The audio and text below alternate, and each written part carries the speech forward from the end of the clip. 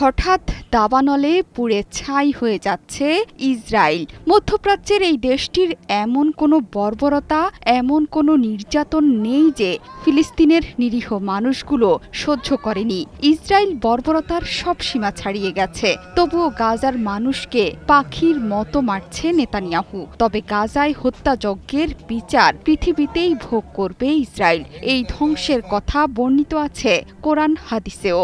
আর এখন দাবানলে পুড়ে যাচ্ছে ইসরায়েলের একরের পর একর জমি। তীব্র বাতাসে আগুন ধেয়ে যাচ্ছে জেরুজালেমের দিকে। গাজার মজলুমদের এই জনপদে প্রতিদিনই অবিরাম বোমাবর্ষণে ক্ষতবিক্ষত হচ্ছে অসহায় মানুষগুলো। সম্ভবত তার প্রতিশোধ ভয়ানক এক দাবানলের মাধ্যমে নিচ্ছে প্রকৃতি। ফিলিস্তিনে ইসরায়েলের বর্তমান কার্যকলাপের জন্য ভয়ঙ্কর শাস্তির কথা কোরআন হাদিসেও বর্ণিত আছে। পবিত্র কোরআনে আল্লাহ যুগে যুগে বনি ইসরায়েলের পাপ, নবীদের হত্যা এবং পৃথিবীতে ফিতনা ফাসাদের জন্য তাদের কঠোর শাস্তির কথা বলে রেখেছেন। বনি ইসরায়েল বারবার অপমানিত, লাঞ্ছিত এবং ধ্বংস হয়েছে। কিয়ামত পর্যন্ত তাদের এই পরিণতি চলতে থাকবে, আর আল্লাহর পক্ষ থেকে ইসরায়েলের জন্য শাস্তির সময়টি আসবে বলেও উল্লেখ আছে পবিত্র কোরআন হাদিসে। শেষ জমানায় আগুন সম্পর্কে রাসূলুল্লাহ সাল্লাল্লাহু আলাইহি ওয়াসাল্লাম বলেছেন, কিয়ামত সংগঠিত হওয়ার আগে প্রথম আলামত হলো পূর্ব দিক থেকে পশ্চিম দিকে মানুষকে একত্রকারী আগুন। শুধু তাই নয়, রাসূলুল্লাহ সাল্লাল্লাহু আলাইহি ওয়াসাল্লাম বলেছেন, কিয়ামত কায়েম হবে না যতক্ষণ পর্যন্ত হিজাজের জমিন থেকে এমন আগুন বের হবে না যা বসরার উটগুলোর গর্দান আলোকিত করে দেবে। কিয়ামতের শেষ নিদর্শনও আগুন।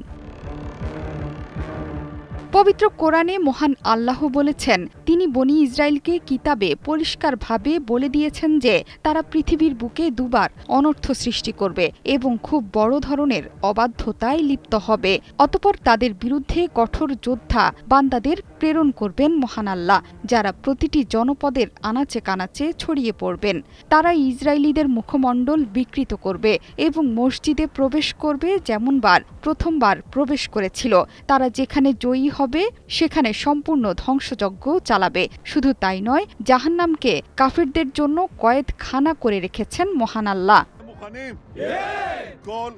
বর্তমানে ইসরায়েলের বাড়ন্ত অবস্থায় এই ভবিষ্যৎবাণী বনি ইসরায়েলের ওপর বিপর্যয়ের ঘটনা হয়ে দাঁড়াবে। কোরআনে বর্ণিত ঐক্যহীনতা ও ধ্বংসের পথে ইসরায়েলের পদচারণা এবং মুসলিম বিশ্বে তাদের নৃশংস কার্যকলাপের কারণে আল্লাহর শাস্তি একদিন তাদের পিছু ছাড়বে না।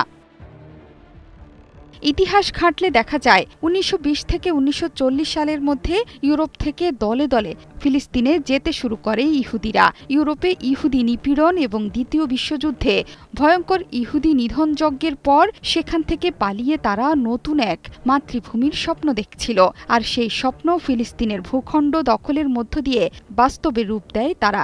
এতেই ক্ষান্ত হয়নি ইসরায়েল। নিজেদের আগ্রাসন টিকিয়ে রাখতে দীর্ঘ ৭৫ বছর ধরে নিরীহ ফিলিস্তিনিদের উপর চালিয়ে যাচ্ছে নির্যাতন। ইহুদি রাষ্ট্র গড়তে একের পর এক প্রাণ কেড়ে নিচ্ছে নিরীহ ফিলিস্তিনিদের। তবে রাসূল সাল্লাল্লাহু আলাইহি ওয়াসাল্লামের ভবিষ্যৎবাণী হচ্ছে, কিয়ামতের আগে অবশ্যই এই ইহুদি জাতি মুসলিমদের হাতে পরাজিত হবে।